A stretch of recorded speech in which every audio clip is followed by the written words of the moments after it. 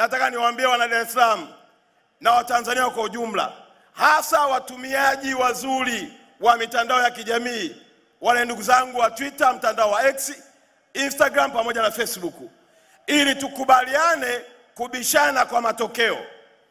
Daktari Samia kabla hajaweka uwekezaji mkubwa wa bandari yetu ya Dar es Salaam, iko na uwezo wa kupokea mzigo tani milioni 18. Bandari ya Mtwara iko na uwezo wa kupokea mzigo tani 590,000 na bandari ya Tanga iko na uwezo wa kupokea mzigo tani 890,000.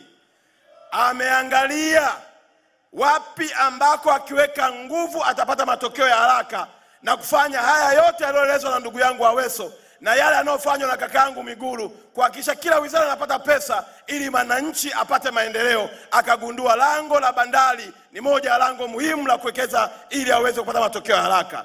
Takwimu zinaonyesha kwa uwekezaji wake ametutoa kwenye tani milioni 18 kwenye bandari yetu ya Dar es Salaam kutupeleka kwenye tani milioni 27.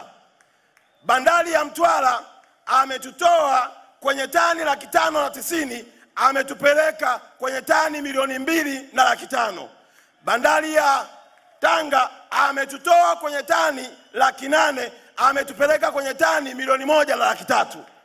Sasa hizi ni hesabu. Nafikiri Profesa Mkumbo yuko hapa. Ukiwa mbishi sana kwenye maisha, jifunze hesabu.